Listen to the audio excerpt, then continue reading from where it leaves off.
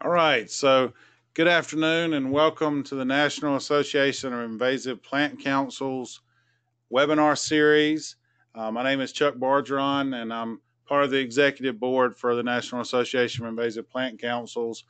And today I get the honor of being both the host for the webinar as well as the presenter.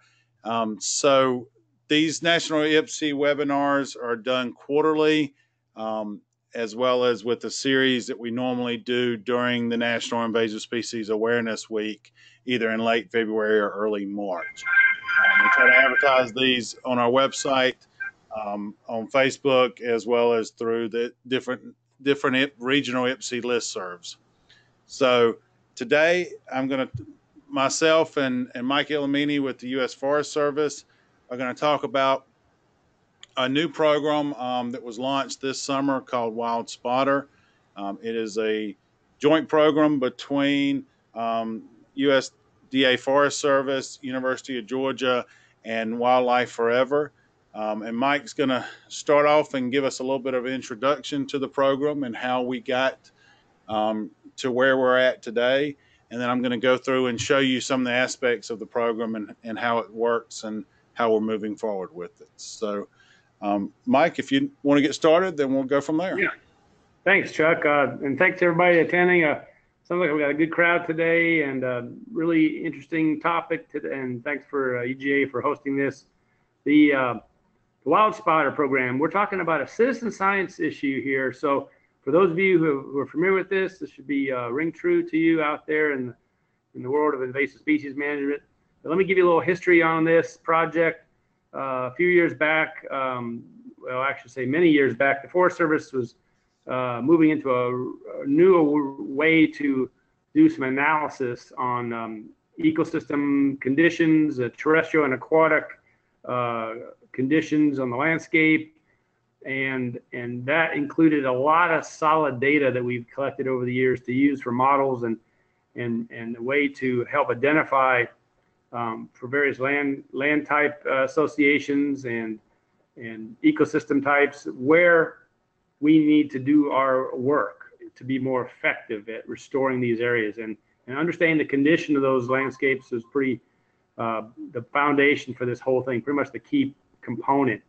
First, you got to know what's going on, then you can know where you want to go. So in those models, we had all kinds of data sets that were helping to feed that assessment and timber issues, conditions of the forests, conditions of rangelands, conditions in the fire arena, like how many missed fire cycles has that ecosystem had if it traditionally needed a burn, things that are being burned more often than they should have been, and other important factors, including invasive species. So the impact of aquatic and terrestrial invasive species on that landscape has a lot to do with the health of that ecosystem. You all know this. So with that came the need for improved data, and not just the data collected by our own personnel and the science community that we have out here, but also the citizens. So in the National Forest System, like many other public land management agencies, our resources are limited, our capacity is limited. So the millions of visitors that we have who come out and enjoy these areas, and where can we tap into their capacity that we could use to help get what we need, at least in some simplistic manner, to fill some of the gaps we had on the information. And so we said, this is about citizen science. And so a few years back, the directors and I were talking about, what would be a model for this? There's so many ways that citizens have tapped into. There's lots of examples of citizen science. This is not new. And things like Christmas bird counts are another example where you have the average person doesn't even have to be an ornithologist, but they can help you. Even if they just know one bird, they can help feed that system and use that for a nationwide assessment of the birds and the migratory species that are in North America. So from there, we reached out and realized that building that capacity is going to help us. So building citizen science capacity for invasive species management across all taxa is where we want to be.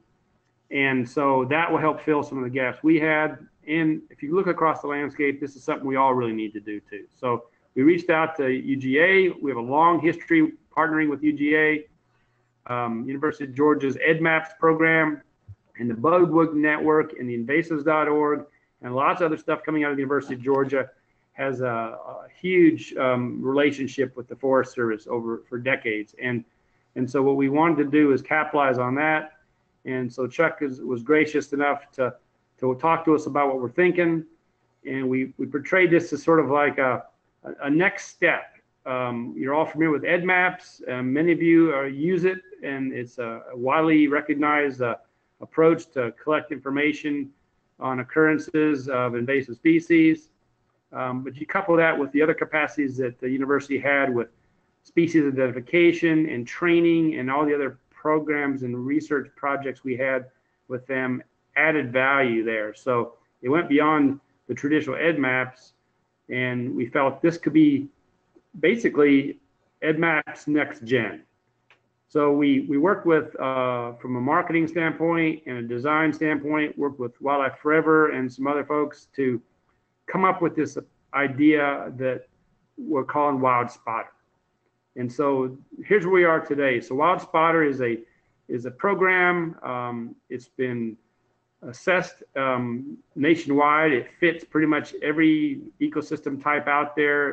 It's aquatic and terrestrial. We'll be able to do this with any taxa, any species. And your average person, whether they're a rock climber or a backpacker or a fisherman or a hiker or just someone out places, can be a part of this, and it's all free. We wanted to make sure that they're able to do this free and give us some pretty decent information in a very simplistic manner to get us off dead center and build some capacity where we need it. So that's where the history was. And I'll let Chuck talk to you a bit more about the details and what the components are and where we're going in the future. But this year is the rollout year. And the reason that's important is because we're focusing on wilderness areas and wild and scenic rivers in the nation. And so this is the 50th anniversary of the national act that established wild and scenic rivers in 2018 here, as well as the National Trail System Act, 50 years there. So these are major milestones, huge programs and iconic things for conservation in America. And so we wrote it out in conjunction with that. And so all the wilderness and wild and scenic river people are partners with us in this. So I'll let Chuck take it from here. Yeah, thanks, Mike. And one thing I forgot to mention at the beginning is everybody should have a question box as part of their GoToWebinar panel. And so if you have any questions that come up while I'm going through the presentation, feel free to add them there, and I'll address as appropriate or at the end. So yeah, to follow up on what Mike said, we came up with the name as well as the tagline. We wanted something that was, fairly generic, that could, really reach out to a larger community. And what we've realized in this process is, and some of that, looking at the names of the folks on the webinar, is even what we're doing today. But, over the last 14 years that EdMaps has exist, we've done a lot of preaching to the choir. We've done a lot of talking to the invasive species community about mapping invasive species. And so the real goal of Wild Spotter is to reach out to that other audience, to that outdoor recreation, to that outdoor enthusiast audience, and get them involved in the mapping of invasive species.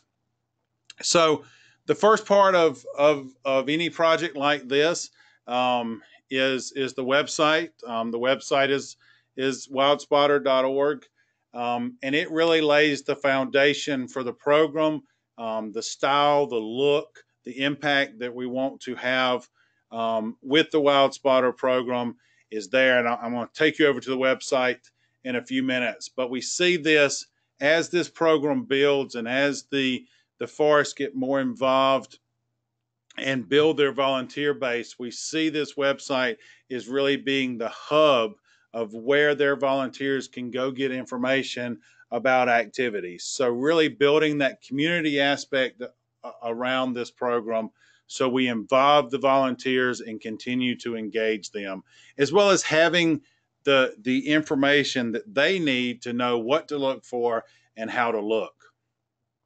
The second part is the smartphone app. It was released this summer. It's available on iPhone and Android.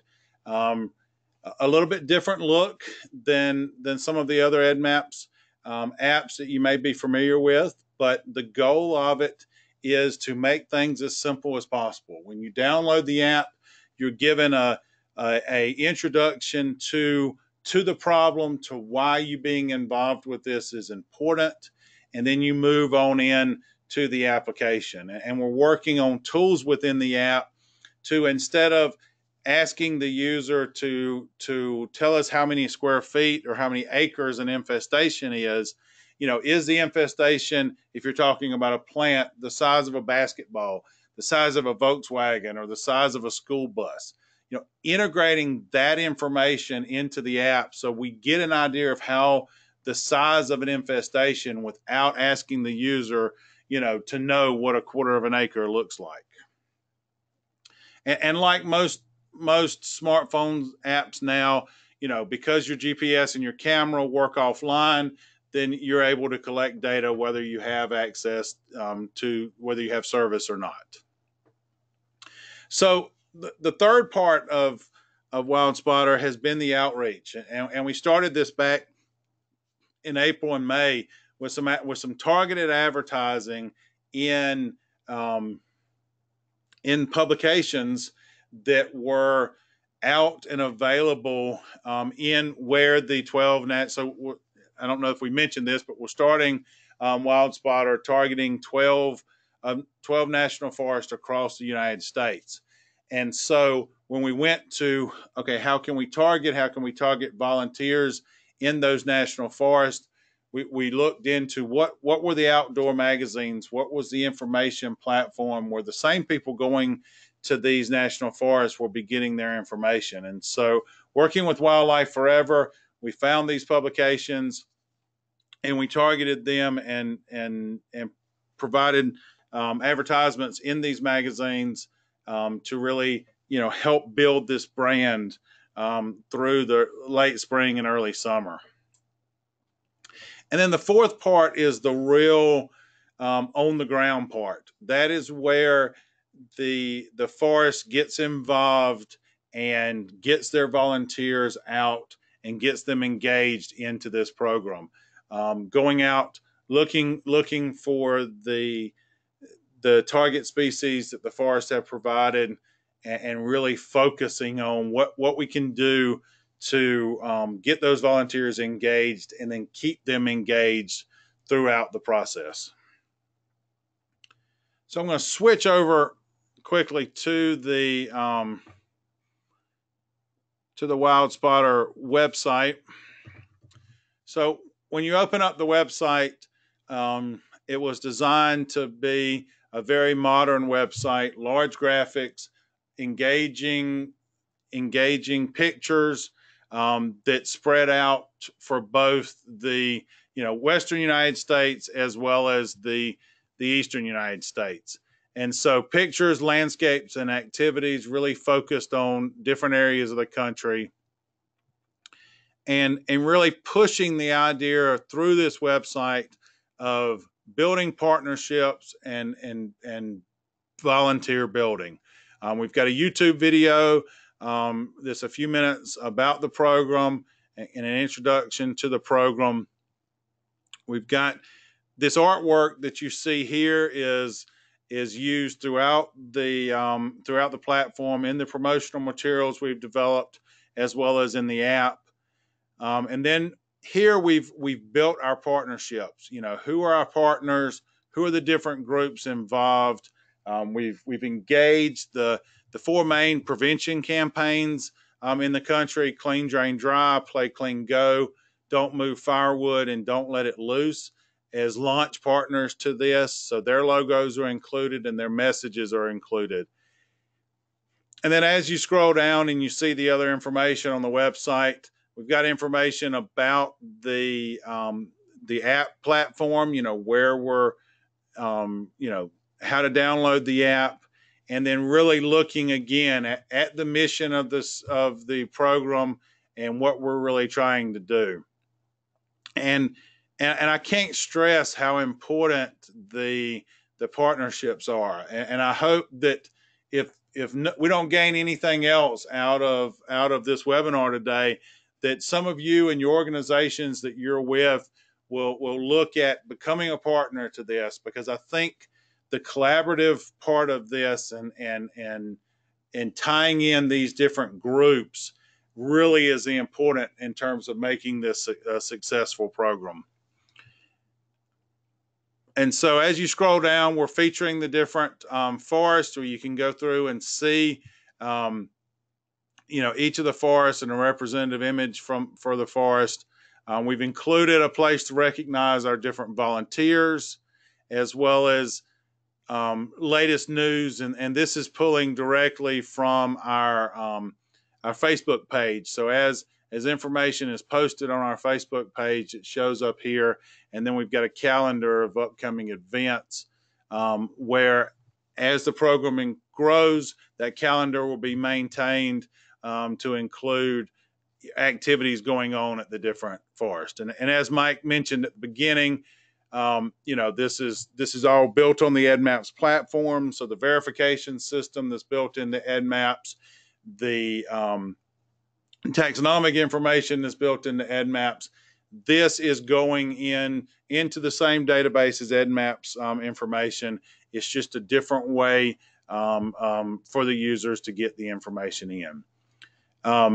If I scroll back up to the top, the different headlines, the different sections of the website, the where to look page, we've tried to continue the concept of using large, engaging graphics to, have the message of here are where to look for these invasive species. Here are the pathways, here are the corridors that you're going to find these things that are important to the forest and where you should be looking. And that's kind of mirrored with the prevention page, where the prevention page is what can you do when you're visiting these areas to keep you from being the vector, to keep you from spreading the species within these natural and wild areas.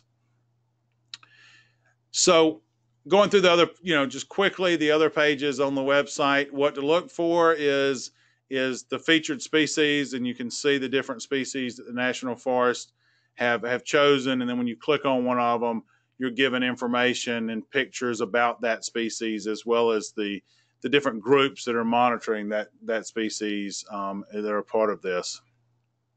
The Places tab is the part where each of the National Forest that is part of this project is featured, as well as information about them.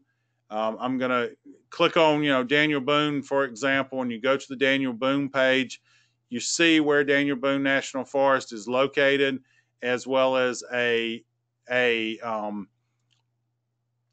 information about the wild and scenic rivers that are part of Daniel Boone National Forest, and then the species that they're included. And as the program grows, as the project grows, this is going to continue to have more information for the end users, for the folks interested in this forest, to pull more information and engage better with the forest. Partners page is where we're featuring the different groups that have signed up to be partners, and really this is out there as a way to show collaboration and to show cooperation between the different groups. And so we're really being, spreading the net wide on this, and including a lot of different groups as part of this. And so the North Laurel Middle School is a middle school that's outside of the Montenegro National Forest. I think it's the one that it is. And they signed up. They wanted to be involved. And so we're including them as one of the partners for the program. And then finally, the page that's going to always continue to grow, the support page. And this is, where we're providing information about the program. And as we get questions, and as the program grows, we're going to incorporate videos, recorded PowerPoint presentations, other information as part of this. So the end user has a resource place to go to and pull this information. And we can switch back to PowerPoint, and then we will I can go through the app and the other pieces, and then we can talk about any questions that anyone has. So, mention the smartphone app briefly. If you start, then you've got either iPhone or Android. We tried to make the apps very similar for each platform. You open up the app, you swipe through the introductory slides. Once you do that, you choose the wild place that you're going to. In most cases, you live near this area. This is going to be your wild place that you're going to focus on and you're going to help monitor. But built into the app, there's a way where you can switch that. So if you're on vacation and you're visiting another one of our national forests, then you can switch over to that national forest and collect data there as well. So once the page opens, you're given these 4 icons, and these 4 icons, I mentioned earlier, are kind of used throughout the platform, and so you're able to view information and pictures about the different invasive species of concern. And then once you're on that page, you can report something. You can go directly to a report form where you put in the basic information, the who, what, when, and where, and how much. The basic information that what is needed for somebody to go back and do something about this infestation of whatever taxa. You're able to view the maps of the wild place, and we see that continuing to expand to include, maps with target areas and other information as part of that. Learn more about the wild place you're exploring. Very simple, very easy to digest. We have the drawer that comes out that allows you to, another way to get to these different settings. You've got your upload queue where you can save the information until you're ready to submit it. We've built in ways where you can create an account as part of the process. We need to know who it is reporting, so we've tried to make that as easy as possible. And then, like I said, just a very simple, here are the species of concern. Here's a little bit of information about it. Here's what it looks like. Click on it to report it. And then, again, a very simple reporting form. And we're looking at ways to continue to tweak this as we get feedback from the users, to make this as citizen science friendly as possible as we build the program. And then, about the forest, why is this national forest important? Why is this wild place important? Let me learn more about it. Go to their website, see more information. And so, we see this, like most citizen science projects that are coming around now, the real power of this is the fact that we've got all these people with mobile smartphones on the ground, and we can use the power of that GPS and the power of that camera to make it very easy to collect data. Photographs are definitely encouraged to go along with it, and we're working with the experts, so we have ways where you can take as this moves forward, take a water sample, send it off, and use that as part of the program, as part of the process. For those of y'all familiar with the Forest Service data system, we're working with them, so this data goes from WildSpotter, from the EdMaps database, back into their FACS database. So when something is done, when a infestation is treated, that that information is there for the forest to work with in their enterprise database. And on the other side of things, we're loading the Forest Service data set into EdMaps, so that information can be available as part of the app, and we can use citizen scientists to help verify and follow up even on those reports. So, there's data collected for the national forest. It goes back historically. Let these wild spotters go back and say, oh yeah, I saw that infestation that was there. It's still there. They can click on it, see it's already on the map, and then hit a checkbox that it's already there, or click something saying that no, it's not there anymore, and hey, the treatments have worked. We're really trying to, as we build this, whether it's volunteer incentives, we're looking at some ways to do some gamification with this. So we have patches, either virtual or real patches that when volunteers reach a certain level, they would be rewarded with these. And really just following up with those volunteers and making sure that they understand that they're making a difference. When as this was launched this summer, each of the pilot national forests received a startup kit that included laminated posters, some pins, some stickers, some brochures, some rack cards, basic information so they could have at their visitor centers to really help. We're hoping that in future years we're able to work with a AmeriCorps type volunteer coordinator and have one of those placed at the at least initial forest, so they can work through next summer to help on the ground to make things happen. In my office, we hired a master's level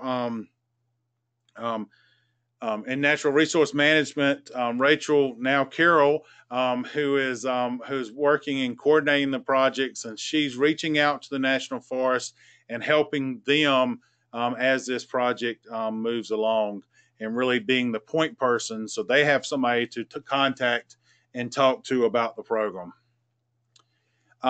We've really seen a lot of success. Mike mentioned at the beginning the fact that this is the 50-year anniversary of the National Trail System and the Wild and Scenic Rivers Act, and we're using that as we market this.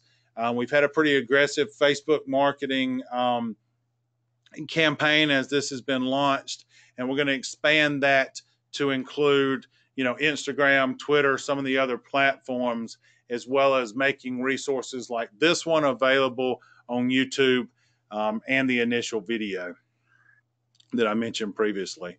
Already talked a little bit about here are the publications that we work with to start with either articles or advertisements to really get the information out. I think we've got over 1,500 followers on Facebook now, likes on Facebook now, and as that continues to grow, we see that as an opportunity to reach out to people, keep people engaged, provide that quick information as part of this project. I mentioned earlier the pins and stickers and posters. Here's an example of what they look like, and we're working on these to make them work across different areas of the country. Where there's different versions, one with a more Western, one with a more Eastern type focused. And we're continuing to add partners. And I think that is what is really important, is having these groups that are engaged, who do this kind of work or do similar work, or who are out there. I think National Forest Foundation has been a great partner. We've shared some information through our Facebook page. They've shared information through their Facebook page to really help build this program. I mentioned before the prevention partnerships and really keeping these messages out there. and trying to include them as we build this information to really promote the different aspects of prevention. And that's pretty much Wild Spotter. It's based on the questions. We can talk about different aspects and different plans that we have. But I'd encourage you to check out wildspotter.org. And if you have questions, the mappinginvasives@gmail.com email address will work, and search for Wild Spotter on the web on Facebook to connect with us that way. Go. So the question is, could this program apply to other agencies after establishing itself at the U.S. Forest Service? And the short answer is yes. And we're initially focused on not even the entire Forest Service, on these 12 pilot forests as part of this program. That's going to continue to expand each year, and we're doing things like calling the places wild places versus calling them national forests. So things are built where it can be adapted in the future to other groups. The question about a national forest being added, the answer is it will probably be next year when we add additional forest. But if you're interested in working, and you have contacts at that forest, then I would definitely say, reach out to them, let them know, and also reach out to myself or Mike, and we can, we can help with some of those connections. And if there's definitely opportunities to engage and expand to more forests, especially if there's a lot of interest. And Mike, do you want to say anything more about that part of it? Maybe I lost him. So the next question is, what are the plans on management end to monitor accuracy of observations or quality of observers? There's going to be a two-part process with that because of the built-in verification system into EdMaps. We're going to use that as an initial part of a way of how we're going to do it, and then but also allow that information to go to the forest where they can provide verification too. So none of this data will be public unless it has gone through verification, either through the traditional EdMaps verification process or through the forest doing the verification. So the next question about the EdMaps data, the Forest Service data being added to EdMaps, some of that data is already there. We've really focused on making sure that the data was available in the areas where in the areas of these pilot national forests, and some of the data is still pending some of the state looking at it and making sure that from a state perspective there's not a surprise there as part of it. So the question was, when a report's made in a particular park, is there a designated person at each park that will get an alert when that report is made? And yes. So that is definitely part of this. And I think I mentioned it briefly earlier, but yeah. So each national forest has a contact that is part of it, and so not only does it go through the regular EdMaps verification process, it also goes to them. So yeah, will the data collected be available? So yes, that data will be available to the National Forest and part of their data system, as well as part of the EdMaps data system. And another question. I mean, the this initial project is, so the question was about, other national forests, as well as, expanding to other agencies, national parks, etc. And the this project is currently a project with the Forest Service, UGA, and Wildlife Forever, and opportunities as it continues to expand to other agencies will definitely be there, and work out partnerships arrangements with the U.S. Forest Service as the lead on that to make that happen. So the question is, how long has the project been in development? Um, so the key part of this has been the last few years, with primarily, the last, I would even say the last year is when a lot of the development has actually happened. However, because we are going, back to building this on the existing both Bugwood and EdMaps platforms, then you can actually go back to the history of this, going back into, you know the mid 2000s, when that part started. Um, so so the other question is this program just about forest, or can wetlands, grasslands, and other natural places also be a part? So when we're talking about national forests, there's a diverse, different landscape within these national forests, and the initial focus of this is on the wild and scenic rivers and the wilderness areas of those national forests. And so, some of the other, there are national grasslands that are part of the U.S. Forest Service system, and those will be added. So, there's not a limit in terms of the habitat within these areas. Right now, is focusing on some of these pilot areas.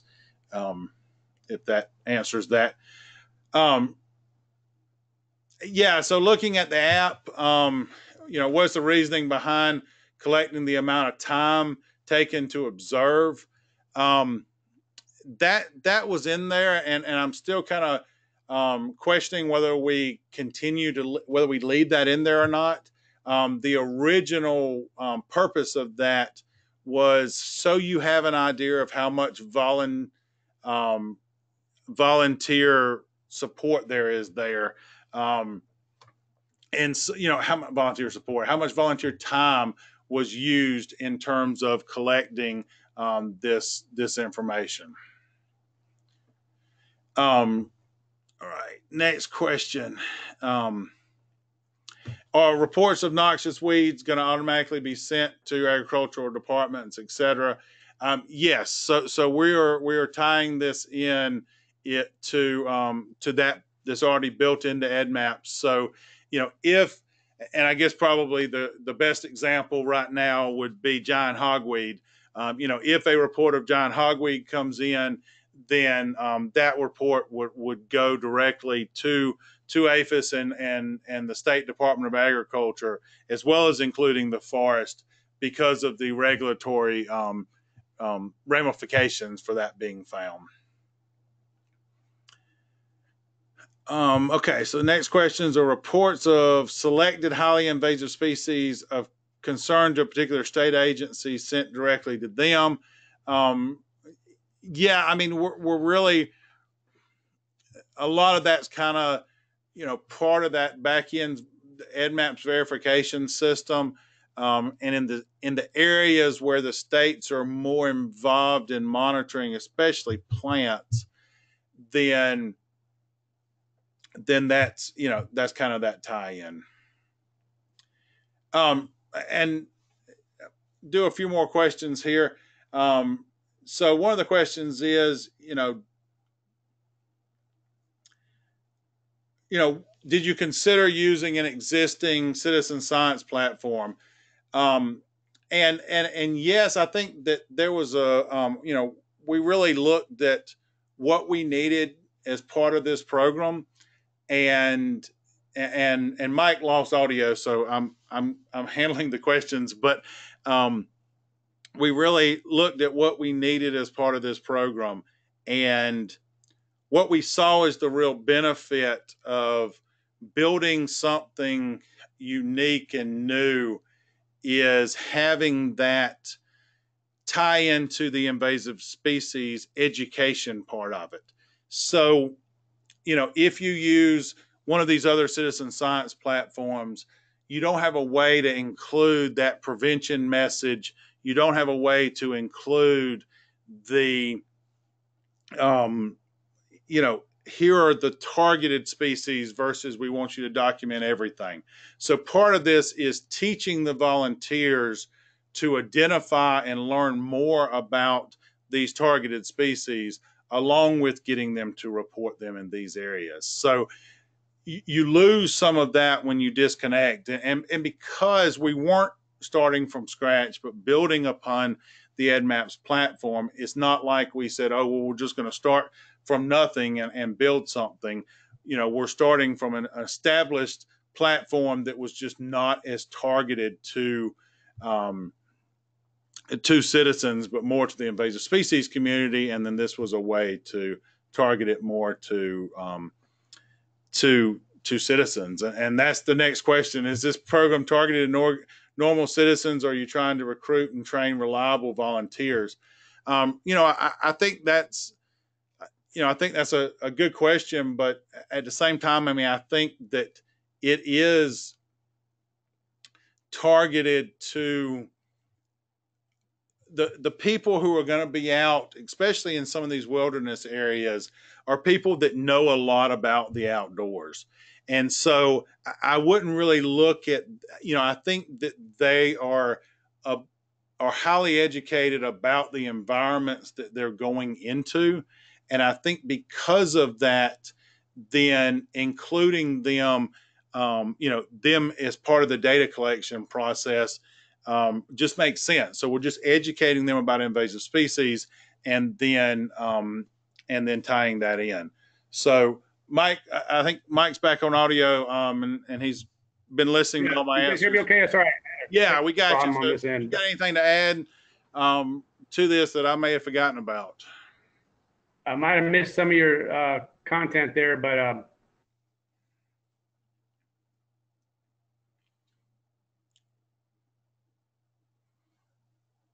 Do we lose you?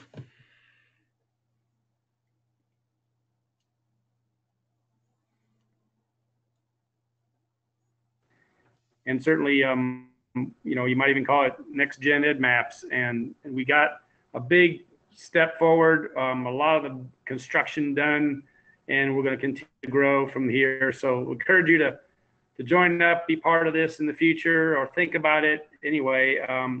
We know a lot of organizations in the NGO arena are already engaged. It's really unique in so many ways to other citizen science efforts, and it's really specialized in that regard because it's more than just data collection.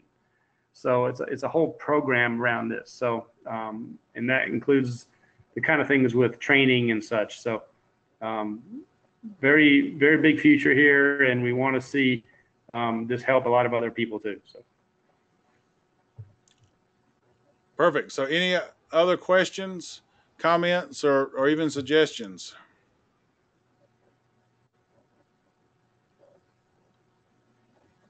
Well, good deal. Well, feel free to reach out to either one of us, and we can provide information, and hopefully this was a way to get you inside on this hot July afternoon, and hopefully you learned something, and feel free to let us know in the future if anything that we can do to improve this.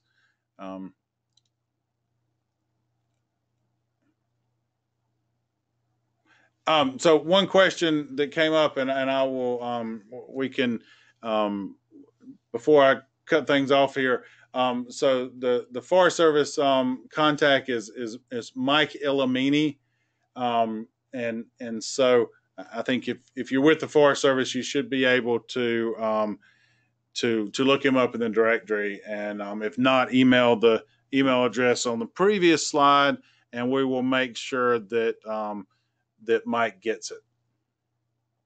So thank y'all very much, and we will take and post this and make it available on YouTube so others can, if you miss part of it, then you can tune in and learn more about it. Thank you very much.